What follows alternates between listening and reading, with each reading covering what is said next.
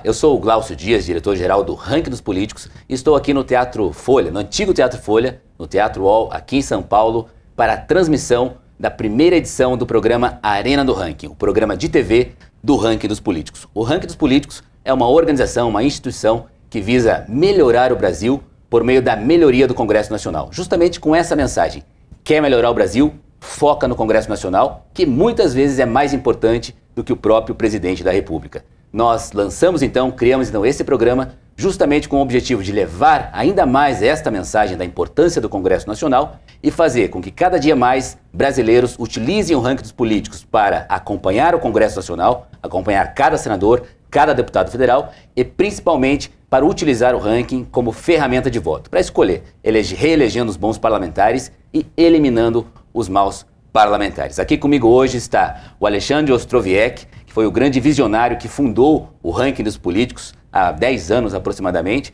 ao lado do seu sócio Renato Feder, com essa visão muito clara da importância do Congresso Nacional. Muito obrigado pela sua presença, Alexandre, e por esse projeto maravilhoso. Também Tatiana Poroger, ao nosso lado aqui, grande colaboradora do Ranking dos Políticos, comunicadora, está constantemente nas redes sociais do Ranking, também na Arena do Ranking agora aqui nesse programa de TV. Por fim, temos também Nanda Schmidt, influenciadora digital, graduanda em Direito, está conosco no Ranking dos Políticos também, tem muitos seguidores nas redes sociais, está aí também fortalecendo e participando dessa edição especial, desse lançamento desse programa. E por fim, aqui, Andressa Bravin, cientista político, nossa correspondente em Brasília, sempre produzindo vídeos também para o Ranking dos Políticos, com muita constância para prestigiar e monitorar o Congresso Nacional. Enfim, e o primeiro entrevistado do programa, dessa série, é Sérgio Moro.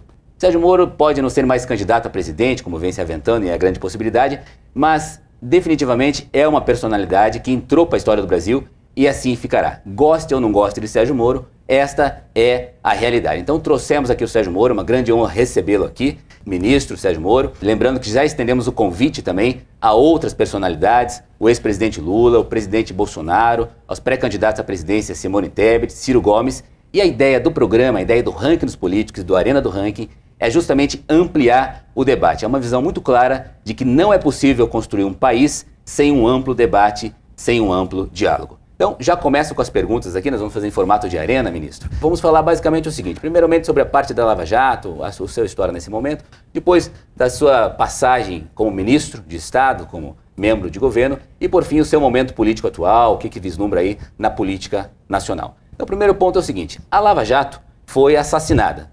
Em algum momento da história da Lava Jato, o senhor imaginava esse desfecho? Glaucio, primeiro, muito obrigado aqui pelo convite, está falando com o Ranking dos Políticos e na estreia desse programa, né, Arena.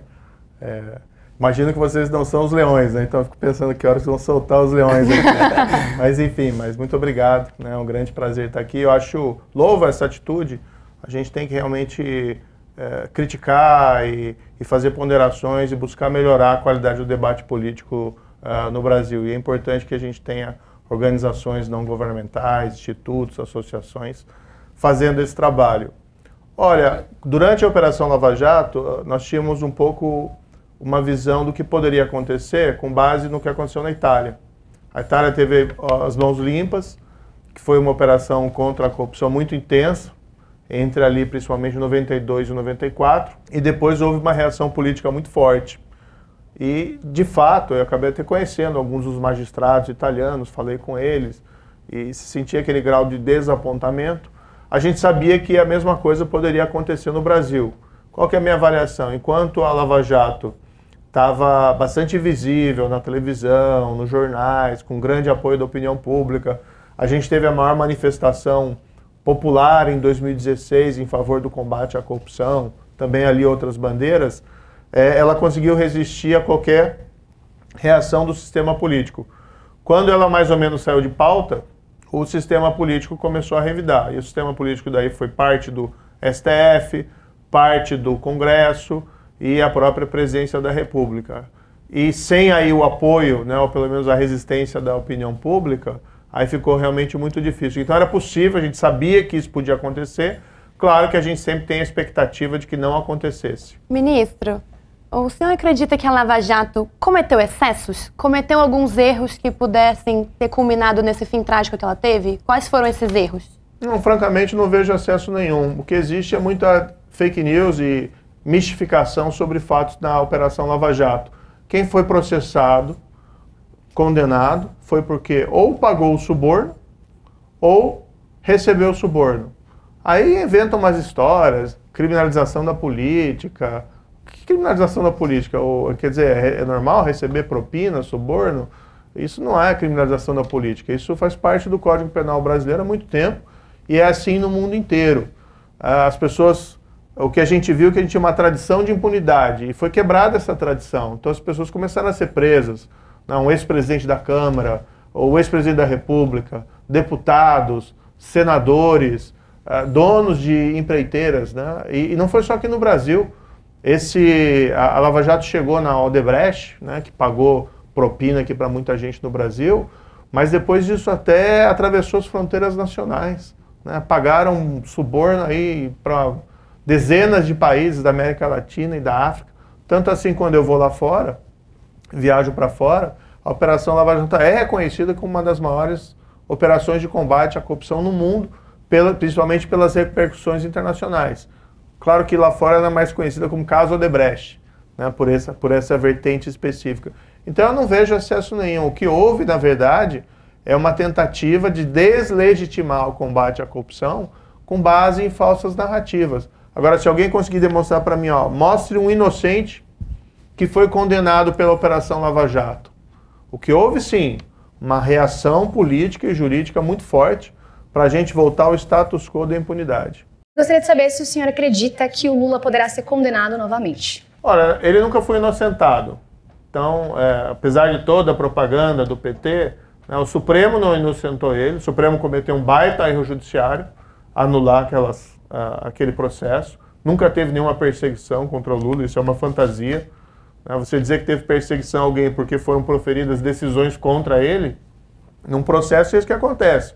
Profere decisão a favor de uma parte ou contra outra parte, normalmente tem uma mistura. Então é uma fantasia. E 3 anos depois da prisão do Lula, vir dizer que tinha que ter sido jogado em Brasília e não em Curitiba, é brincar com a nossa inteligência. Então o que houve ali foi essa reação, mas ele não foi inocentado. Agora, os processos foram daí encaminhados de Curitiba para outros juízes e prescreveu, né? O juiz que recebeu disse lá que prescreveu. E o fato é o seguinte, foi muito difícil conduzir esses processos contra o ex-presidente Lula.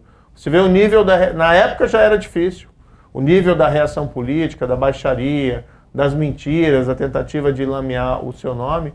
Então é aquela questão, ainda que pudesse processar o Lula hoje, quem quer ter coragem? Né? Quem quer ter coragem de fazer isso? Porque quando se fala dessas pessoas poderosas, a grande questão é essa, você tem coragem de ir até o final? Hoje algum juiz teria coragem de fazer isso? Na época a gente teve. Os condenados ao Lava Jato hoje estão processando, pedindo indenização para membros do Ministério Público, do Judiciário. Né? Como que o senhor se sente em relação a isso? Isso é um absurdo, uma completa inversão de valores. Teve essa situação do Deltan, né, que foi processado por danos morais por conta do PowerPoint. E aí quando muitas vezes eu vi lá excessos da Lava Jato, diga ao PowerPoint do Deltan. Eu falo, não, você está de brincadeira, né? Que numa operação desse tamanho vai se falar que o problema foi o PowerPoint do procurador, que na verdade ele quis colocar lá, de uma forma simplificada, o raciocínio do Ministério Público Federal, né, para apontar ali o ex-presidente como responsável por aquele esquema criminoso. Porque vamos dizer, a Petrobras foi saqueada, isso é algo inegável. Por conta da Lava Jato, a Petrobras divulgou que recuperou 6 bilhões de reais. Bilhões. Então esse é o mínimo do tamanho do esquema de corrupção, porque não recuperou tudo.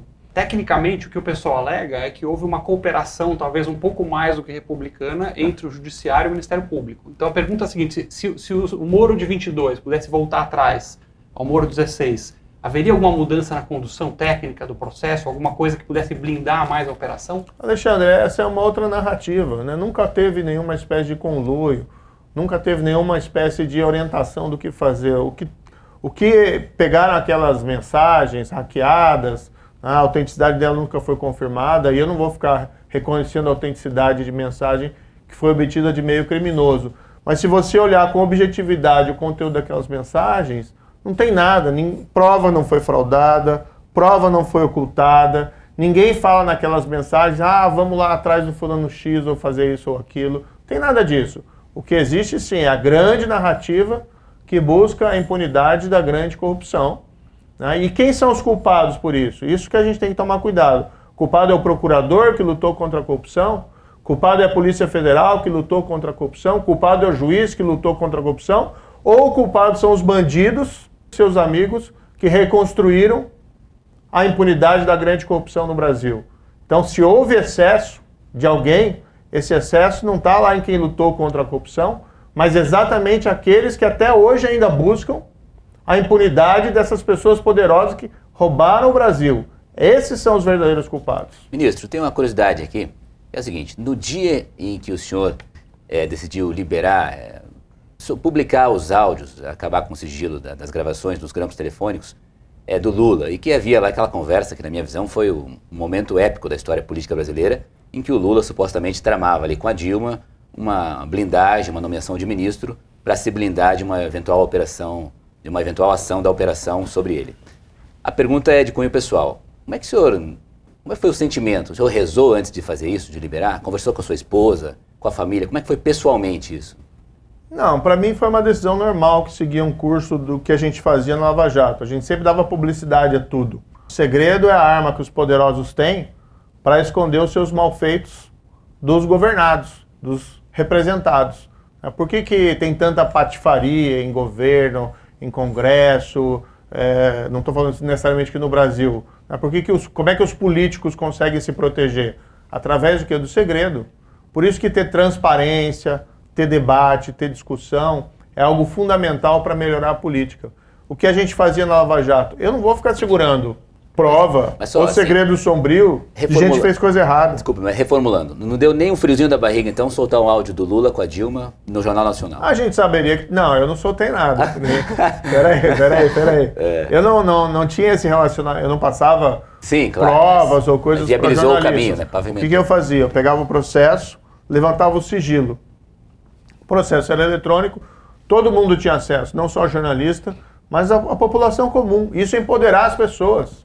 O senhor imaginou, assim, o tamanho do que seria para o Brasil escutar esses áudios? Assim, vou colapsar a República. Não, né? Não, nunca teve nada disso. E não colapsou coisa nenhuma. Olha, minha vida... Brincadeira. Não, acho que... Por isso que acho que as coisas sempre têm que ser colocadas de maneira transparente. E apenas a gente revelou, olha, isso está acontecendo. As consequências disso têm que ser extraídas, políticas, jurídicas, têm que ser extraídas.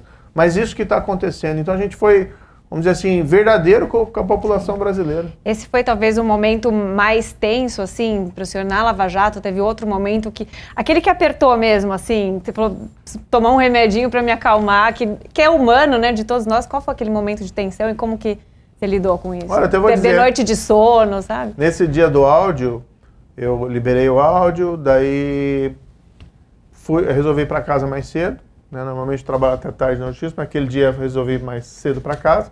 E daí liguei a TV.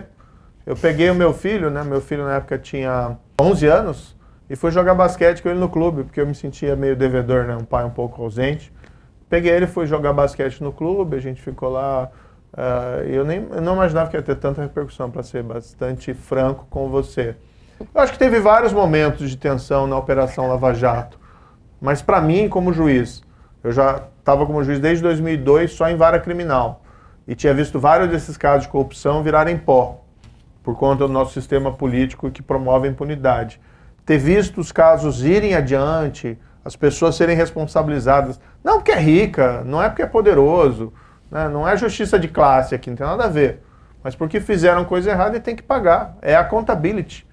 Isso faz parte de uma democracia. Ninguém pode estar acima da lei. Então, assim, para mim, trouxe uma grande satisfação. Mas teve, junto com esse, diversos momentos de tensão. Em relação à sua família que o senhor citou, em algum momento eles pediram para você parar? Não, eu sempre tive um grande suporte da minha família, né, dos meus filhos. Hoje já estão um pouco mais velhos. Eu me ressinto um pouco porque essa intensidade do trabalho me afastou um pouquinho do convívio. Isso traz também tensões para eles. Às vezes eles foram até prejudicados. Teve desculpe aqui a palavra, mas teve uns idiotas que fizeram um documentário falso, né? Que sugeriam lá um sequestro da minha filha para obter resgate do ex-presidente Lula. Gente doente que faz esse tipo de coisa.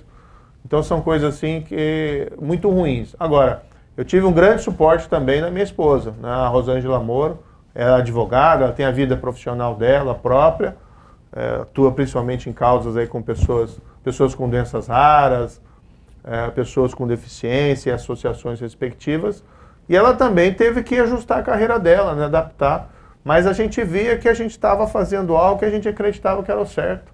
Ministro, o senhor comentou agora há pouco que a operação é super reconhecida internacionalmente, que você é bem recebido pelas pessoas, no mundo afora. No momento de hoje, assim, onde o senhor está agora, você se sente um pouco traído pela população brasileira? Você se decepcionou com a população? Não, acho que não tem essa questão de traição. O que eu acho que existe tanta falsa narrativa, né, do meio político, principalmente, e às vezes interesses também especiais se encontram aí por trás, que impedem que as pessoas vejam mais ou menos o óbvio frente delas. A minha frustração maior é porque eu imaginava que a operação seria um marco em que a gente pudesse daí consolidar uma nova realidade, né, com maior integridade na política, com maior integridade na vida pública. Então a minha frustração é essa. Agora, eu também vou ser bastante franco para você, eu não sou pessoa que vai ficar andando pelos cantos e se lamentando, a vida, o azar, né, tipo aquele desenho animado. Na verdade, o que a gente tem que fazer? Levantar a voz, né, levantar essas bandeiras. Por isso que até é o motivo de eu ter vindo para a vida política. O pessoal às vezes questiona, mas você disse que não ia ser político. Sim, mas olha só, eu imaginava que o mundo político ia carregar essas bandeiras. E o que a gente viu foi o abandono, né, e a hipocrisia reinante. Então alguém vai ter que falar, nem que seja uma voz pregando no deserto. Por falar em disputa de narrativa, o senhor comentou aí sobre isso. O senhor conseguiria, em 2 minutos, 2 minutos. 2 minutos. 2 minutos, no máximo, uma linguagem bem clara, bem acessível, para que todos consigam entender. Quais foram as provas concretas que foram consideradas na condenação do ex-presidente Lula? As provas concretas, quais foram? As provas concretas, a gente tem testemunhas que fizeram acordo de colaboração, a gente tem testemunhas que não fizeram acordo de colaboração e depuseram, a gente tem os documentos. Vamos pegar um caso que é mais fácil de explicar. Mas que tem o digital dele, qual é a prova? O caso lá o sítio de Atibaia. Você utiliza a propriedade como se fosse proprietário. Está sempre lá. Ocupa lá, inclusive, a suíte do casal. Teus bens estão lá, né? Se o sítio é de um amigo, poxa, é um bom amigo muito chegado teu.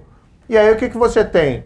Você tem as empreiteiras, Odebrecht, OAS, fazendo reformas no sítio lá de Atibaia, sem receber nenhum tostão. Eu nunca ouvi falar que a Odebrecht, né, fazia reforma em sítio, a OAS fazia reforma em sítio. Tá? Mas esse é uma ponta do iceberg. Essa é uma ponta do iceberg. O fato é que você tem um esquema que perdurou durante o governo do PT, em que envolveu o quê? Loteamento político da Petrobras, com diretores e gerentes encarregados de arrecadar pagamentos de grandes empreiteiras, como se fosse uma regra do jogo, e esse dinheiro ia para eles parte, que eles enriqueciam, e parte para o mundo político, seja para financiamento ilegal de campanha, ou seja, para enriquecimento ilícito dos políticos. A Odebrecht, né, fez aquele acordo e revelou, o João Santana falou isso também, o Antônio Palocci falou isso, palavras deles. E tem documentos que foram apreendidos antes da colaboração, que o PT tinha uma caixa, uma espécie de uma conta corrente com a Odebrecht de 200 milhões de reais. Estava lá no programa especial italiano, que é um documento que foi apreendido antes. E aí você tem que fazer as interpretações e depois eles confirmaram esse conteúdo. E segundo eles mesmos, eram provenientes de trocas. E existiam provas concretas dessas testemunhas que fizeram delação premiada, né? Assim, eu pergunto, e-mails, conversa de WhatsApp, coisas que eles pudessem comprovar que de fato essas... Não, veja, ninguém é condenado com base na palavra de um colaborador. Isso. Sempre tem que ter prova de corroboração. Agora, o que a gente tem que entender também é o seguinte... Porque o brasileiro não tem acesso a essas coisas físicas, né, concretas. Sim. A gente não vê uma conversa de WhatsApp entre eles, um e-mail, uma coisa. Então, acaba que a gente é bombardeado por essas teorias conspiratórias, enfim. Na época foi tudo, né, divulgado, a gente publicou, inclusive, esse programa especial italiano, estava lá, italiano era o Palocci, E o próprio Marcelo Abrão, o italiano era Palocci, e tinham documentos que tinham sido apreendidos antes, não foram documentos que eles entregaram com a colaboração, eles tinham sido encontrados antes. Mas você tem um fato objetivo, né, para os céticos, 6 bilhões de reais que a Petrobras retomou por conta da Lava Jato. Então esse dinheiro é o quê? Invenção? Né? As pessoas foram lá, confessaram, pagaram porque queriam fazer uma contribuição para os cofres públicos, né, para a República Brasileira. Isso aconteceu em qual governo? Governo do PT. Presidência da República do Lula e depois da Dilma. Então, assim, os fatos são inegáveis. E quem julgou isso, às vezes também tem esse problema. Querem colocar, não, o Moro decidiu. Não. Eu proferi a sentença de primeira instância, que foi confirmada pelo Tribunal em Porto Alegre, por mais 3 juízes, que foi confirmada no STJ por mais 5 juízes, e 3 anos depois vem essa historinha, era para ser julgado em Brasília. Agora, de forma resumida, quais são as principais alterações na legislação para que outras operações como a Lava Jato possam emergir e também para que não tenha o mesmo destino? Essa é uma bandeira que eu quero carregar. Bandeira, fim do foro privilegiado. Chega de tratar político como alguém superior ao cidadão comum. Volta da execução em segunda instância. Eu lutei por isso quando eu era ministro da Justiça. Não tive apoio do presidente da República, mas isso está até filmado, documentado na época. Fui trabalhar no Supremo para tentar defender isso. Depois fui no Congresso defender a emenda constitucional. A gente precisa ter a volta disso. A gente precisa voltar a ter autonomia dos órgãos de controle para fazer investigação. Hoje, a gente está vendo um monte de coisa nos jornais. Hoje eu vi mesmo uma história de um suposto superfaturamento de caminhão de lixo para a cidade que aparentemente nem precisa daquele tipo de caminhão. E cadê a investigação? Cadê a Polícia Federal prendendo os bandidos, como era na época lá da Operação Lava Jato? Hoje, na Polícia Federal, a minha opinião, a eficiência dela está comprometida, porque você tem troca de diretor toda hora, porque você tem troca de delegado. Os agentes não têm segurança, não têm segurança para fazer o trabalho. Então essa é uma outra história. Por exemplo, o diretor do FBI lá nos Estados Unidos tem mandato fixo. Ele é nomeado pelo presidente, mas ele só pode ser mandado embora se tiver uma causa. Uma causa que não pode ser, não gosto desse cara. Tem que ser uma coisa mais palpável. A gente tem que começar a discutir esses temas aqui no Brasil.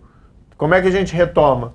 Dando segurança e independência, promotores, magistrados e policiais para fazer o trabalho deles. A gente consegue tendo legislação processual que faça que o processo seja eficiente, tenha começo, meio e fim. É simples.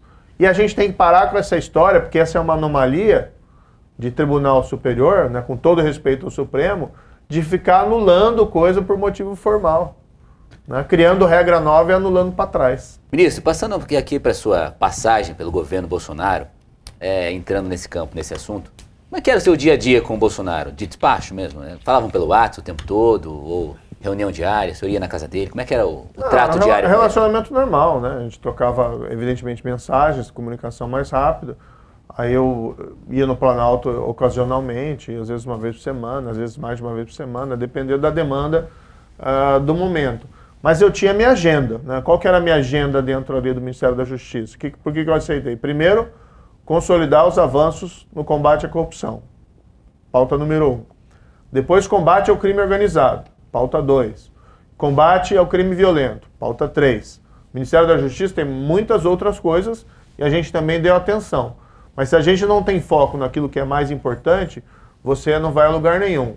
A gente conseguiu avançar muito. Combate ao crime organizado. Por exemplo, aqui em São Paulo, a gente fez o que ninguém fez, que foi pegar as lideranças do PCC, a maior organização criminosa do Brasil, e mandamos eles para presídios de segurança máxima, federais, nos quais eles foram isolados e perderam a capacidade de comandar crimes lá de dentro das prisões. Então foi game over. Tanto assim que eu imagino, por exemplo, nomes como Marcola. Qual foi a última vez que você ouviu o nome Marcola? Tá meio sumido. 2019. Por quê? Porque a gente isolou o que deviam ter feito lá em 2006. Mas ninguém tinha coragem de fazer. A gente ampliou leis de confisco de bens de criminosos, a gente aumentou a arrecadação e venda de bens ligados a traficantes para financiar o sistema, a gente, em crimes violentos, revitalizou a rede nacional de perfis genéticos, que é a prova do DNA, que todo mundo faz no mundo inteiro, com consequências importantes, resultados importantes para investigações, mas aqui no Brasil estava abandonado por questões ideológicas. Então a gente fez muita coisa, mas aquele ponto que para mim, né, era essencial, que era o combate à corrupção, realmente não foi possível avançar, porque estava na minha agenda, não estava na agenda do presidente. Então, inclusive, assim, a gente acompanhou de fora, né, que a sua relação com o presidente Bolsonaro foi esfriando, né, com o passar do tempo, até o momento que desandou de vez. Qual foi o momento que desandou de vez? Olha, eu acho que talvez o momento mais significativo para mim foi quando eu trabalhei muito no ano 2019 para a aprovação do projeto de lei anticrime. Tinha coisas muito boas e demorou muito. Eu não senti o apoio ali do governo nisso, mas tinha uma resistência grande no Congresso. No final do ano foi aprovado pela Câmara, tem muitas coisas boas. Por exemplo, proibição da saidinha, que todo mundo fica reclamando, tá lá. Proíbe saidinha para quem foi condenado por crime hediondo com resultado morte. Na verdade, o projeto original meu era proibir saidinha para qualquer condenado por crime violento, mas a Câmara limitou. Mas inseriram algumas coisas que dificultaram, né? Por exemplo, restringiram a prisão preventiva para crime de corrupção, dificultaram o acordo de colaboração premiada, e isso eu não consegui evitar na Câmara. E aí, o que eu estava esperando era que o presidente vetasse essas distorções. Trabalhei para isso, e trabalhei para que, se ele vetasse, o veto fosse mantido, principalmente no Senado. Fiz até um acordo no Senado. E aí, isso foi o final do ano, né? Dezembro. O presidente não proferia decisão, Meu filho, na época, estava no exterior. Eu acabei indo para o exterior para encontrar meu filho no Natal. E aí, fui surpreendido, né, com a decisão dele de não vetar o que eu tinha pedido que ele vetasse. Isso foi no dia 23 de dezembro. Né? Natal, eu estava lá no... Lembro que falei com o presidente, precisa vetar isso, né? Porque isso aqui vai prejudicar o combate à criminalidade. E ele sinalizava que iria vetar ou ele estava ali em cima do muro? Ele tinha me prometido antes que ia vetar, né? Mas daí no final não vetou. Daí aquele momento para mim foi um momento assim, muito complicado. Eu até pensei em sair naquela época. Era difícil trabalhar com o Bolsonaro como chefe, assim? Não vamos levar para as coisas pessoais, né? Eu normalmente falo só brincando. A gente tem curiosidade. Né? O povo quer saber. A gente quer saber. Vocês viram lá aquele vídeo, né? Da reunião e tudo. Então, não quero levar... Eu não tenho nenhum problema pessoal, nem com Lula, nem com Bolsonaro. A questão é que, sim, a minha formação, eu posso dizer isso, e não quero me vangloriar de nada, mas a minha formação sempre foi muito, assim, faça a coisa certa. Foi o que eu aprendi com meus pais, né? Meu pai era professor de geografia, já falecido, infelizmente. Minha mãe é professora de literatura, ela ainda está viva, graças a Deus. Mas eu sempre aprendi assim, a fazer a coisa que eu acreditava, a coisa que é certa. E até entendo que a política precisa de composições, entendeu? Mas no momento desse, como é que você não veta aquilo que o seu ministro da Justiça te diz, olha, isso aqui vai prejudicar a Lava Jato, isso aqui vai prejudicar o combate ao crime. Por quê? Né? Foi aí que azedou de vez. Já tinha alguns problemas antes, e aí mas eu acabei ficando até que teve aquele momento da mudança do diretor da Polícia Federal, a minha revelia, né, sem a minha concordância, aí foi a gota d'água e eu saí. Doutor, nosso seguidor do Ranking dos Políticos, ele enviou uma pergunta, né, o Adrianos Blue. Ele quer saber por que o senhor não saiu em silêncio, sem fazer tanto barulho do governo. O senhor acha que se tivesse ali uma outra forma de lidar, seria melhor a sua relação com o governo atualmente? Olha, eu acho que eu devia a verdade, né, para as pessoas. Como é que eu entro no governo e tinha tanta expectativa, e eu acho que a gente fez eu mantive sempre a minha coerência. O cara que entrou é o cara que saiu do governo. Eu nunca contemporizei com coisa errada. E aí quando chegou aquele momento, eu entendi, não, eu tenho que sair, eu tenho que dar uma explicação. Nunca foi meu objetivo prejudicar o governo, mas apenas dizer a verdade. Aquela história de abrir inquérito, por exemplo, isso foi do PGR, do Procurador-Geral da República. E depois concluíram lá que não teve crime e também eu não cometi crime nenhum. Porque na verdade eu estava falando, eu estou saindo por conta disso que está acontecendo, né? Então isso, na verdade, até essa abertura de inquérito, eu fiquei na época com a impressão que o objetivo era vir mais para cima de mim do que qualquer outra coisa, né? Mas assim, eu acho que a gente deve a verdade para as pessoas, né? Mas olhando de hoje, assim, agora que o senhor já sabe qual foi o desfecho também da sua saída, todas as consequências depois, você não acha que dava para ter lidado melhor com a situação naquela época? Quem sabe ter consolidado a sua ida para o Supremo Tribunal Federal? Enfim, ou você não tem nenhum arrependimento da forma como foi, assim? Mas aí a gente tá sendo conivente com coisa errada, né? E aí esse país continua desse jeito, porque tem muita gente assim, olha, eu vou ficar quieto porque eu quero ter um outro cargo, né? Então eu não vou desagradar o meu chefe, os meus superiores. Então eu vou me submeter, vou ser submisso para obter uma outra posição. Isso o Brasil está cheio. E isso faz com que o Brasil seja o que ele é hoje, né? E depois quando você vai ver, quando você faz essa concessão uma vez, você acaba fazendo sempre. E aí depois você vira um ministro supremo, que olha, você está aí e tal, mas precisa dar uma força nisso, outra coisa aqui e tal. Então assim, não faço isso, né? Veja, na Lava Jato, foi tão difícil, tanta pressão, tinha sido muito fácil também virar o rosto para o lado. E não processar, e não tomar decisão, e não prender ninguém. Podia fazer como faz a grande maioria das pessoas.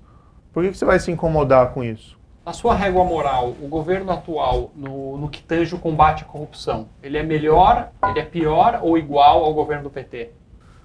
Olha, o combate à corrupção foi abandonado, né? E eu acho que o combate à corrupção na época do governo do PT, ele era mais efetivo, mas não por conta do governo do PT. Porque não era, eu como juiz não era o PT, os procuradores não eram o PT, a Polícia Federal não era o PT. Então é difícil fazer essa comparação. Me traz frustração mais porque esse é um governo que foi eleito com essa bandeira. Embora também, vamos dizer, o PT lá atrás, ele teve grandes sucessos eleitorais, porque ele surfava nessa onda da ética da política, né? Vamos lembrar a época do impeachment do Collor, né? Que o PT se posicionava como se fosse uma defensora, grande defensor dos valores éticos. Depois no poder a gente viu que não foi bem assim, considerando aí o mensalão e o petrolão. E hoje essa postura do PT de, puxa, mas não aconteceu nada no passado, né? Isso que eu acho complicado.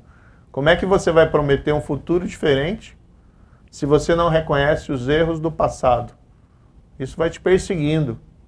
Por isso que eu prefiro, entendeu? Assim, olha, eu acertar as contas do passado para você seguir em frente. Tem um preço, mas se a gente for também contemporizar as coisas que acontecem, acho que você não consegue ir adiante. A gente recebeu uma pergunta aqui do seguidor do Ranking, o Eulógio Flores. Ele perguntou assim, entre as duas opções, que a gente está há 5 meses das eleições, então o cenário que a gente tem é polarizado, é Lula ou Bolsonaro. Qual dos dois o senhor acredita que daria para viabilizar, garantir um país melhor no futuro? Qual dos dois candidatos, na sua visão, garantiria um país melhor? Não, eu não tenho como responder essa pergunta. Claro sabe? que tem, ministro. Não tenho, porque eu acho que isso acaba daí gerando aquela espécie de profecia que se autorrealiza. Então vamos esperar. Mas a gente tem alinhamentos, né, com ou outro, e desalinhamentos também. Não, tem desalinhamentos com ambos. Ser bem franco. E alinhamentos com nenhum? Não, nunca tem nada 100% de divergência em tudo. Mas assim, nos pontos centrais, na ética na política, por exemplo, para mim é algo central. Esse negócio de rouba, mas faz, rouba, não faz, rouba, não, eu só leio rouba, né, quando eu vejo isso. Para mim não tem essa conversa, porque primeiro você precisa de um governo honesto, aí você discute as políticas que esse governo vai realizar, e aqui você tem um amplo espaço para divergência. Agora, se você já começa dizendo, fazendo concessões em relação à honestidade, é por isso que a gente está nessa situação hoje. Tem estudos, né, os estudos mais recentes, eles sempre fazem uma correlação entre a qualidade das nossas instituições e o desenvolvimento econômico. Então a gente não está patinando na economia há 30 anos por acaso. A gente está patinando há 30 anos na economia porque a integridade foi abandonada na política. Claro que tem gente boa na política, não vamos também generalizar, mas a gente tem uma fórmula hoje de proferir decisões políticas que está disfuncional. É fundão, é orçamento secreto, antes era mensalão, petrolão, loteamento público de cargos. Como é que o país vai dar certo nisso? acho que vocês todos aí têm não sei se todos, né, mas muitos que nos ouvem, ou vocês também, parte, tem um pé no mundo empresarial. Chega lá na tua empresa e fala lá, chama todo mundo da direção, dos empregados e diz: pessoal, agora a regra mudou.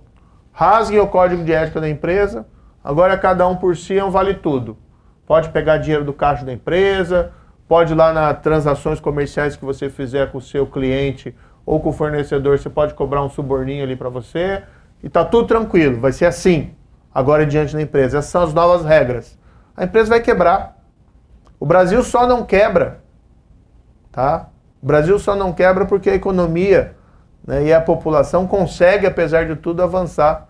Agora, não tem como o país dar certo se a gente está abdicando da ética. Eu lembro uma frase do ministro Barroso, né? A gente está construindo um país de delinquente, rico, com impunidade. Como é que vai dar certo isso? Não vai dar certo. Ministro, ainda no campo político, é inegável, na minha visão, pelo menos, que o seu trabalho alterou significativamente as eleições. Graças ao seu trabalho, Lula não foi candidato, estava preso, mas ainda assim conseguiu colocar o Haddad, preso sem poder falar, colocou o Haddad, que é uma figura bastante inexpressiva, com 45% no segundo turno, o que dá para decorrer e deduzir que se fosse ele o candidato, muito possivelmente ele seria o presidente. O senhor acha que o Bolsonaro tem essa percepção? O senhor acha que ele sente alguma gratidão ao senhor por conta disso? Olha, tudo que eu fiz foi aplicar a lei, entendeu? Então quem tirou o Lula da disputa presidencial foram os escândalos de corrupção do PT. E quando eu proferi minha decisão, foi um trabalho institucional. Eu proferi, o tribunal manteve. O Lula só foi preso depois que o tribunal em Porto Alegre manteve a condenação, e aí foi aquela execução em segunda instância, e o Supremo denegou um habeas corpus para o Lula em março de 2018. E aí foi expedido o mandado e eu cumpri o mandado. Que é assim, institucional, trabalho. Então assim, eu não pensei nas eleições. Não, digo o Bolsonaro, né? O Bolsonaro... Não, sim, mas eu não pensei nas eleições, eu cumpri o meu dever. Se isso gera uma afetação no resultado, isso é o mundo da política. O que eu não posso é, como juiz, decidir um caso pensando na parte política. Ah, eu vou condenar para tirar o cara da eleição ou vou absolver para manter o cara na eleição. Aí eu estou fazendo a coisa errada. Agora, eu apliquei a lei, tinha os fatos, tinha as provas, esse foi o meu entendimento. O que acontece a partir dali é um raciocínio que o juiz não pode ter. Sobre o ponto de vista de um eleitor de centro-esquerda, um estranhamento que aparece bastante quando a gente faz as entrevistas é que ele está vendo um juiz que, a princípio, tem um papel neutro, né, naquele cenário eleitoral, que condena o candidato que está à frente da corrida presidencial e, após a eleição, se junta ao time ganhador. Então, daí vem o estranhamento. Então, o que o senhor diria para esse eleitor que fala, pô, esse juiz não é isento? Ele estava lá como jogador neutro e, de repente, tirou a sua camisa de juiz, colocou a camisa de centroavante lá do time Bolsonaro e se junta a um governo. É uma percepção errada, porque eu condenei o ex-presidente Lula, foi acho que em setembro ou agosto de 2017. Eu nem sabia quem era Bolsonaro, acho que eu tinha visto naquela impeachment lá, ele falando alguma coisa, nem sabia que ele era candidato, e ninguém apostava que Bolsonaro ia ser alguma coisa em 2018. Ninguém, é um pouco demais, né? Mas ninguém achava que ele ia ser o próximo presidente. Eu vim a conhecer realmente Bolsonaro foi depois das eleições, que eu encontrei pessoalmente. Então, meu trabalho ali é independente. Agora, veja, o que eu falei antes? Eu fui para o governo porque eu queria consolidar os avanços anticorrupção. E aí você tem esse sonho, sem essa bandeira, e é o presidente recém-eleito. Até então nunca tinha surgido nada sobre ele relacionado à corrupção. Pelo menos passou por uma eleição inteira e a imprensa não revelou nada de significativo. A história das rachadinhas veio depois, apenas, né? E aí o que acontece? Convida, olha, vamos lá mudar, né? Vamos transformar. Eu achei que tinha uma oportunidade ali, uma janela de oportunidade. E tinha conhecido os magistrados italianos, né, com aquela frustração. Olha, quem sabe aqui é uma chance para a gente evitar. Então, assim, o trabalho que eu fiz como juiz foi um trabalho neutro, foi um trabalho imparcial, foi com base nos fatos e foi com base nas provas. E se não acreditarem em mim, tem os 3 juízes lá de Porto Alegre, tem os 5 juízes lá no STJ, tem o STF que denegou o habeas corpus, né, para o ex-presidente Lula. Então estava todo mundo fazendo o seu trabalho. O senhor tem vontade de ser ministro do STF? Eu, ministro do STF? Olha, acho que ser ministro do STF é uma grande honra para qualquer pessoa de formação jurídica, né? Juiz faz parte da carreira. Mas hoje, confesso para você que não está, né, dentro do meu horizonte e nem é objeto do meu desejo. O que eu quero mesmo, né, como disse, é levantar essas bandeiras e ajudar a mudar esse país para melhor. É o país onde nasceram meus filhos, né, onde eles vão ter os seus filhos um determinado dia, onde a gente tem os nossos amigos. E o que a gente pode ver, eu sei que as pessoas ficam desapontadas, desalentadas em relação ao quadro político e até esses reveses no combate à corrupção, mas a roda gira, né? O tempo passa e a gente tem que continuar brigando, tem que continuar lutando pelo nosso país. O nosso seguidor Rivail Vasquez, ele quer saber, né, se o senhor porventura fosse nomeado ministro do STF, qual que estaria sendo a sua relação ali com os próprios ministros atuais, né, já que ele, de acordo com o nosso seguidor aqui, eles têm uma posição mais política e também constitucional? Eu conheço alguns ministros do Supremo, né, tenho até um relacionamento, não vou dizer próximo, mas bastante cordial, né? Por exemplo, o presidente atual, o ministro Luiz Fux, sempre defendeu a Lava Jato, tem um discurso vigoroso contra a corrupção, votou vencido, inclusive, em vários desses casos. O ministro Barroso, também o ministro Fachin, sempre foi um apoiador da Lava Jato, proferiu aquela decisão da competência que eu, sinceramente, discordo. Tem um outro seguidor, o Ricardo Leal, até mandou isso aqui, a gente anotou. O senhor acha que os atuais ministros do STF são um perigo para a democracia? O senhor concorda, por exemplo, com as decisões do ministro Alexandre de Moraes no que tange a proibir, perseguir blogueiro, a proibir Telegram, etc e tal, a suspender o Telegram? Perigo da democracia é uma palavra um pouco forte, uma expressão um pouco forte, né? Tem algumas decisões do Supremo que é natural que as pessoas discordem. Eu, por exemplo, acho que essa anulação da condenação do Lula foi um absurdo, né? Foi uma decisão errada. Até aquele comitê da ONU, tal, não sei o que e tal, os votos vencidos qualificam a decisão como um acerto político de contas. Fazia uma expressão assim um pouquinho grave. A expressão deles não é minha. O senhor concorda com essa expressão? É uma expressão que eles utilizaram. Eu acho que juridicamente não havia razão para anulação da condenação do ex-presidente Lula. Pode repetir a expressão que foi? Juridicamente não havia razão para anulação. Mas esse organismo da ONU disse exatamente o quê? Ele chama de um political settling of accounts. Um acerto político de contas. Isso, na tradução. Palavras deles. E, de fato, para a pessoa, é muito difícil entender, para a pessoa comum, é muito difícil entender. Como é que faz? O Supremo que autorizou a prisão do Lula em março de 2018, 3 anos depois, né, diz que aquilo não valeu. E não é porque diz, se viesse dizer o Lula é inocente, as pessoas entenderiam. Porque você não vai deixar alguém inocente na prisão. Mas aí, por questões formais, né, com base numa perseguição fantasiosa, porque assim, eu entendo perseguição, eu entendo que alguém é perseguido, se alguém é inocente, e aí você tem alguém malvado perseguindo aquela pessoa para incriminar indevidamente. Agora, porque foram proferidas decisões contrárias ao ex-presidente, então ele foi perseguido, isso chama processo penal. Qualquer processo você tem decisão contra ou a favor à parte. Enfim, tem muitas críticas ao Supremo, eu particularmente tenho severas críticas, até porque naquela sessão eu fui ofendido pessoalmente, que é algo anormal dentro de uma sessão de julgamento. Mas, por outro lado, eu também não defendo, e isso é importante, tá, agressões a ministros do Supremo Tribunal Federal, invasão de prédio, ou simplesmente se acabar com a Constituição. A gente pode discutir reforma. Vamos mudar o Supremo Tribunal Federal. Vamos criticar. Faz parte da democracia. Agora, sem aquela ideia de fisicamente sobrepujar quem quer que seja. E o que o senhor pensa sobre benefícios, auxílios que são concedidos ao Poder Judiciário, né, em geral? Férias de 90 dias, um monte de benefícios que o resto da população não tem. Férias de 60, né? Tem gente que fala com alguns extras, chega até 100 dias, mais de 100 dias. né, dependendo do... Eu acho que é uma demanda salutar da sociedade pedir a revisão desses benefícios.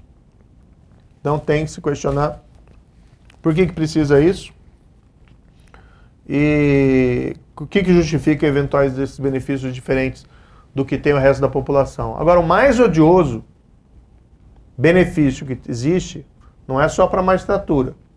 É o privilégio de foro, o foro privilegiado. Por que um político, por que um deputado, por que um ministro do Poder Executivo, por que o presidente da República, Por que que um ministro do Supremo Tribunal Federal tem que ser tratado como alguém superior ao cidadão comum? O cidadão comum, quando é acusado e investigado de um crime, é pelo promotor e pelo juiz da comarca, lá do fórum. Por que que os outros têm que ser lá em Brasília e pelas mãos do Procurador-Geral da República, dependente praticamente da vontade de uma única pessoa para saber se aquilo vai adiante? Então um grande problema do Brasil é esse. Nós somos uma república de privilégios. Essa desigualdade social que a gente vê é um reflexo de uma desigualdade jurídica, né? Quem tem voz vai a Roma e consegue impunidade, e consegue subsídio, e consegue benefício de toda a natureza. E quem não tem, não tem. Tá? Então para começar a produzir maior igualdade social, diminuir pelo menos a desigualdade, um dos caminhos é a gente começar a lembrar alguns mandamentos republicanos, que vem lá da Revolução Francesa, igualdade de todos perante a lei. Então, o primeiro objetivo da República deveria ser acabar com o foro privilegiado. Ministro, para quem hoje te chama de traidor, qual é a sua resposta? Eu não traí ninguém, eu sempre fui coerente em relação àquilo que eu defendi. Agora, eu não vou ficar protegendo pessoas de investigações ou protegendo gente que fez coisa errada. Isso eu não faço. Isso não é coisa de juiz. Quem faz isso é coisa de bandido, né? Ou de juiz bandido ficar protegendo bandido. Então, eu não faço isso. E se as pessoas achavam que eu iria fazer isso dentro do governo, elas estão muito enganadas sobre o que era Lava Jato e o que eu sou. Esse é o compromisso que eu tenho com as pessoas. Coerência acima de tudo, né? E coerência com o que é certo, não com coerência com o que é errado. Então, assim, estou de volta na vida política, né? Devo até me apresentar para uma eventual candidatura, e quem for me avaliar, né, tem que avaliar sabendo o que eu sou e o que eu não sou. E eu não sou bandido, e eu não sou juiz que protege bandido. Falando em vida política, uma pergunta. O senhor desistiu da candidatura à presidência ou o senhor foi desistido? Nós recebemos informações aqui na Arena do Ranking de que teve uma reunião que o Podemos lhe deixou abandonado, o partido no qual o senhor estava anteriormente. E que teve uma reunião num domingo de manhã, enfim, com os 3 senadores do Podemos no Paraná, com a presidente nacional do partido, em que tentaram lhe convencer, tem até a imagem da reunião, a abandonar a candidatura. E informações também de que não pagaram seu assessor de imprensa, de que não pagaram advogado, não pagaram contador, quer dizer, sem uma mínima estrutura de um pré-candidato a presidente. O senhor foi sabotado no Podemos? Isso procede ou não? Olha, eu tenho vários agradecimentos para o Podemos, tá? Eu saí do partido, não é meu objetivo ficar criticando, ou tirando pedra, ou lavando aqui a roupa suja, tá? Do que aconteceu exatamente.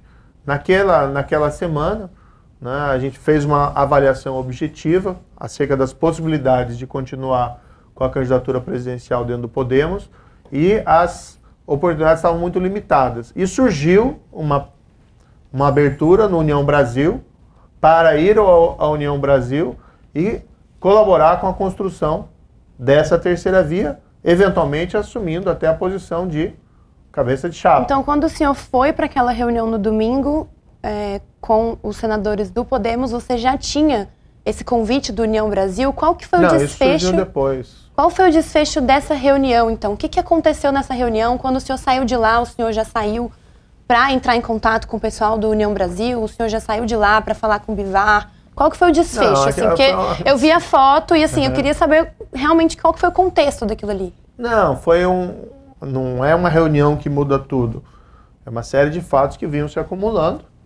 E a gente fez uma avaliação objetiva. Olha, eu voltei para o Brasil para buscar acabar com a polarização. Porque eu acho, sinceramente, que essas duas opções, tanto Lula como Bolsonaro, vão levar o Brasil para trás. Nós não vamos avançar.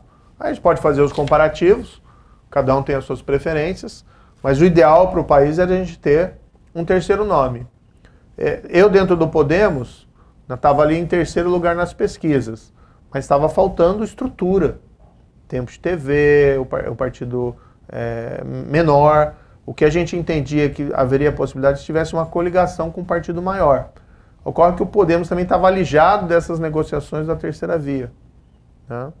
E ali, com vários outros fatores que não vou ficar aqui explicitando, tá? Peço desculpas por isso, a gente acabou entendendo fazer esse movimento na direção do União Brasil, dar um passo atrás para tentar dar vários passos à frente de uma maneira mais robusta. Então foi mais depois dessa reunião no Podemos que você teve seu primeiro contato com o Bivar e União Brasil e tudo, foi depois?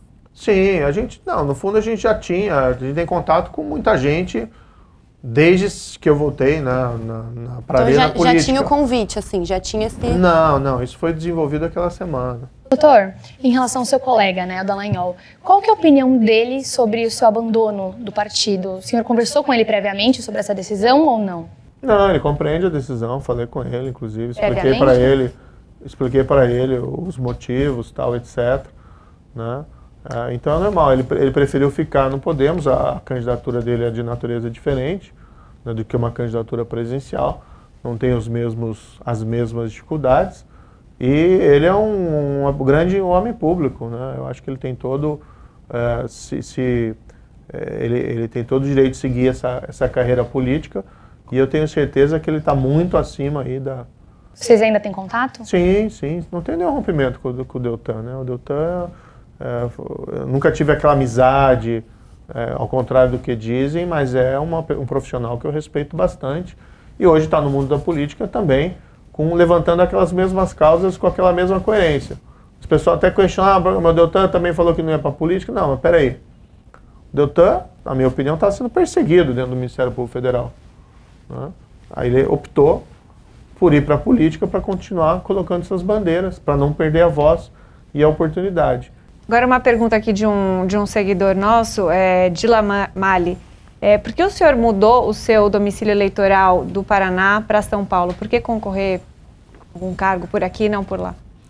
Tem uma série de circunstâncias aí envolvidas, mas o principal fator é o seguinte, eu tenho um objetivo paralelo, né, além de participar das eleições, é criar alguma espécie de think tank, tá? Para discutir corrupção no Brasil. Então a gente está discutindo, eu conheci algumas organizações que me chamaram muito a atenção, por exemplo, tem uma do México que é Mexicanos contra a Corrupção. O México tem problemas muito sérios contra a corrupção, mas essa organização tem lá na Cidade do México, é extremamente interessante, porque eu acho que esse debate tem que transcender ali o Congresso Nacional, tem que transcender Brasília, ele tem que se espraiar em toda a sociedade civil. E para fazer isso, para criar essa organização, uma das ideias é fazer num centro econômico do país, né, já que a corrupção também afeta a qualidade da economia, compromete o desenvolvimento econômico, a ideia é desenvolver um projeto aqui, e como seria em São Paulo, uma das ideias foi essa, transferir para cá para construir esse projeto aqui. O senhor hoje está no partido, ministro, do senador Chico Rodrigues, que foi pego com dinheiro na cueca, Davi Alcolumbre, que tem problemas na justiça, o Bivar também tem um outro BO, até mesmo o senhor falou do fundão eleitoral, o senhor está no partido do Juscelino Filho, o deputado que relatou a LDO e que propôs o aumento de 2 para 6 bilhões no fundão eleitoral. Enfim, isso para o senhor gera algum drama de consciência, alguma crise de consciência, ou é do jogo? Não, eu respondo pelos meus atos, né? O meu passado revela a minha credibilidade tanto no combate à corrupção como na integridade da vida política e da vida pública. Então eu vou seguir defendendo aquilo que eu sempre defendi e vou seguir fazendo aquilo que eu sempre fiz, que é buscar sempre fazer a coisa certa. Em relação ao que outros fazem, tal, etc., eu nunca sou conivente com nada. Mas será que o senhor não vai ser fritado nesse ambiente tão inóspito? Hein? Olha, se a gente for pensar assim, nunca vai entrar gente boa na política, né? Então tem que começar por algum lugar, tem que levantar essas bandeiras, fazer debate sobre essas questões. Mas, ministro, se o senhor eventualmente for eleito para o Legislativo, o senhor vai estar objetivamente engordando o caixa partidário, vai estar engordando o fundão eleitoral, o fundo partidário, que vai alimentar pelos caciques partidários justamente esses nomes aí duvidosos. A gente tem que mudar as regras de dentro, mas também de fora para dentro. Daí por isso essa ideia de você também contar com a sociedade civil. Se a gente não colocar gente boa, né, no Congresso, não colocar gente boa na política, a gente vai ser sempre refém daqueles que não são. Então é um caminho que você tem que seguir. Vamos agora falar um pouquinho sobre terceira via. Em primeiro momento, o senhor já chegou a chamar alguns membros do Movimento Brasil Livre de tontos. Segundo momento, o senhor se aproximou, acredito que estrategicamente, do movimento, do Danilo Gentili, do Nando Moura, entre outros. Eu gostaria de saber o porquê do afastamento. Por conta do deputado Kim Kataguiri, das polêmicas envolvidas, ou até mesmo do Arthur Duval? E se sim, o senhor poderia falar um pouquinho mais sobre isso? Inclusive, a gente queria saber também em relação ao que nicho o senhor se aproxima hoje em dia, que movimento o senhor busca para estar com essa aproximação? Olha, eu tenho um grande respeito pelo MBL. Eu acho que teve alguns erros individuais graves, né, de membros dele, por exemplo, do Arthur Duval, o que levou a necessidade desse afastamento. Mas é claro que o indivíduo não se confunde com o grupo todo. Então é um movimento relevante, a gente tem que respeitar. Nunca teve um rompimento, né, com eles. Assim como tem outros movimentos de apoiadores, tanto não só do meu nome, mas das causas que nós comungamos. Por exemplo, o próprio Vem Pra Rua, né, outros grupos lá específicos, patriotas, estão todos aí na internet. A gente tem uma rede de apoiadores autônomos que é muito viva, muito rica, e eu sou todo agradecimentos a todos eles, né? É complicado que você começa a falar, aí sempre um mas não falou o nome do meu, tem lá Curitiba contra a Corrupção, Brasil Consciente, tem muitos aqui envolvidos. E não tem rompimento nenhum. O meu perfil, qual que é o meu perfil? Primeiro, integridade na política, a gente precisa ter. Minha visão, economia, liberal. Tá? Eu acredito no mercado como motor de desenvolvimento econômico. Tá? O Estado, o que ele cabe fazer? Principalmente regular o mercado, sem os excessos, evidentemente, para fomentar um ambiente propício a investimentos e competição leal. Para a gente não chegar naquele capitalismo, né, que acaba gerando monopólios e também baixa eficiência econômica. Acredito robustamente que nós precisamos, um país como o Brasil, de fortes políticas sociais. Em relação, né, a algo que foi aprovado recentemente na Câmara, foi um projeto que ele regulamentava a educação domiciliar. O senhor acredita e apoia o homeschooling? Ou o senhor já segue uma linha mais Ciro Gomes de que, nossa, quem não levar o filho à escola tem que ser preso mesmo? O que o senhor pensa sobre o homeschooling? Tem diferentes formas de pensar.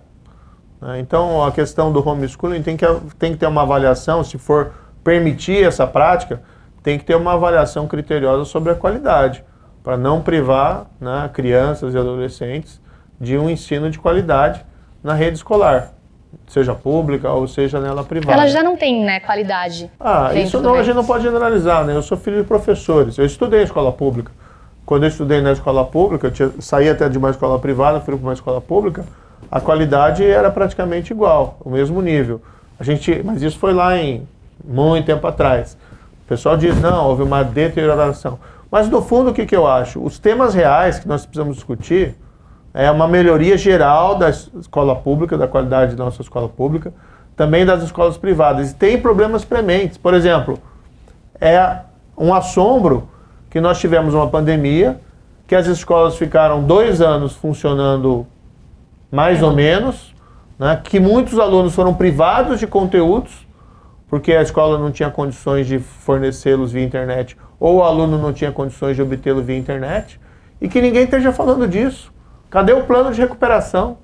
Eu tenho conversado com prefeitos, né, sobre esse tema, e não existe plano. Não tem plano federal, muitas vezes não tem plano estadual. Cadê essa discussão? Essa é a discussão mais relevante. Mas voltando ainda, o senhor acredita que os pais eles devem ter a liberdade de ensinar os filhos, de acordo, obviamente, com o critério de educação? Mas o que o senhor acha em relação a essa liberdade dos pais? Eu acho que esse é um tema que a gente precisa verificar se a qualidade a ser dada através do homeschooling é uma qualidade adequada para vencer os conteúdos necessários para inserir aquela criança e adolescente na via normal de desenvolvimento. Ministro, eu assisti as últimas entrevistas recentes que o senhor deu e quando perguntado sobre qual cargo você eventualmente vai concorrer nas próximas eleições, você disse que estava descartado concorrer ao mandato de deputado federal. Por que para deputado federal o senhor já descartou? Não, eu tenho um grande respeito, né, ao Congresso, aos deputados federais. É uma questão de preferência. Mas tem alguma coisa a ver com o fato de que, se fosse eleito deputado federal, você eventualmente puxaria vários desses nomes que não comungam com seus ideais de combate à corrupção dentro do União Brasil? Não, tem uma possibilidade até, isso a gente está discutindo no partido, tem uma possibilidade até que minha esposa concorra, né, como a candidata a deputada federal. Como eu disse, que ela tem uma vida própria, uma vida dedicada a essas causas sociais, além de, como eu disse, se tivesse o suporte da família, teria sido impossível realizar esse trabalho contra a corrupção. Só não está no meu cenário de preferências concorrer a deputado federal, uma coisa mais simples. Agora, o seu partido já colocou Luciano Bivar, né, como cargo majoritário, e o seu nome não tem aparecido mais em pesquisas para presidente. Existe ainda uma possibilidade para todos aqueles que apoiam sua candidatura de você, né, vir ainda a ser o candidato, ou já era mesmo? Qual que é a resposta? Nunca diga nunca, mas o meu objetivo hoje é trilhar esse caminho político e, evidentemente, dentro do partido nós apoiamos o nome do Luciano Bivar como uma alternativa presidencial, agora para 2022. Está construindo lá um projeto, até me dispus a ajudar no projeto na parte de política anticorrupção e política de segurança pública, que são dois temas, né? O pessoal me conhece mais pela questão da corrupção, mas eu, como ministro da Justiça, até falei aqui brevemente, nós fizemos boas coisas ali na área da segurança pública, é uma demanda grande, com o fim agora, ou com a proximidade do fim da pandemia, mais gente na rua, está voltando aquele receio do assalto, do roubo, da pessoa sair na rua e ser vítima de alguma espécie de crime. A gente precisa discutir isso também, porque isso faz parte do custo do Brasil. Hoje em dia, né, o Bolsonaro ele aglutina ali conservadores, liberais, a base de eleitores anticorrupção não mais, porque a esperança desse pessoal era o senhor realmente. O senhor saindo desse jogo nacional, para quem que essas pessoas vão olhar agora? E o que o senhor diria para elas que colocaram as expectativas, que pararam a vida, fizeram uma pré-campanha ali e hoje em dia estão sem esperança para as eleições? Olha, a gente fala com essas pessoas, com os apoiadores, com as lideranças, e a gente explica todo o cenário. Né? A mesma coisa que eu digo para todo mundo, não desista do Brasil. Né? O momento é difícil, mas assim, vamos construir algo mais sólido para a gente poder seguir adiante. Então isso é o que se faz. Mas então hoje agora não vou orientar voto em X, voto em Y, isso não posso fazer. Porque não é período de campanha, mas eu acho que as pessoas têm que fazer as suas próprias escolhas. Ministro, hoje o senhor está vivendo do quê? De onde vem tua renda? E caso não se concretize nenhuma posição eleitoral agora esse ano, quais seriam os planos futuros? Não, eu sou advogado, né? Como juiz deixei a magistratura e sou advogado. Então eu tenho advocacia, eu leciono, dou aulas, também dou palestras, então tenho as minhas fontes de rendimentos, assim como, por exemplo, a minha esposa. O plano agora a gente está nesse ano eleitoral, vai ter essas definições e a gente vai construindo, mas sempre vai ter alternativas, evidentemente. Ministro, olha, a gente agradece. Tem um último quadro agora no programa, que é meio que uma área mais descontraída. Tá. São só perguntas rápidas. E o senhor tem 7 segundos para responder cada uma delas.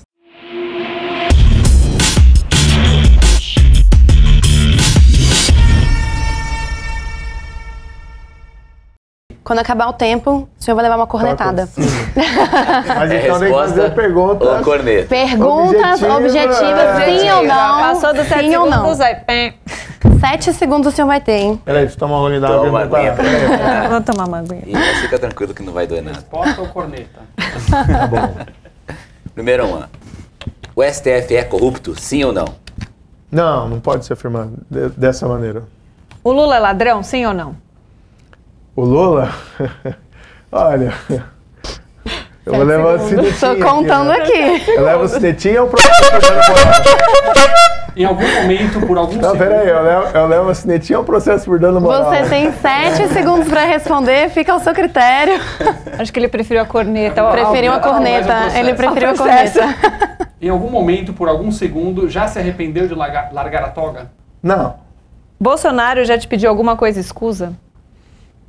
Corneta. No segundo turno, chegou o segundo turno, Lula ou Bolsonaro? Corneta. Olha só. Lux Todes e linguagem neutra. Linguagem neutra não dá. Não? Na época da Lava Jato, o senhor sonhava com Lula? Tinha pesadelo com Lula? Nunca. Soube de algum desvio do governo durante o mandato ou não? Desvio do governo? É. Tem vários escândalos que estão aparecendo nos jornais e eu não sei quem está investigando. O senhor foi um juiz parcial? Fui imparcial. Imparcial. Então Sim. você foi condenado injustamente pelo STF como um juiz parcial? Certamente. Foi um julgamento que eu fui ofendido. É só pegar aquela sessão, falaram uma série de absurdos.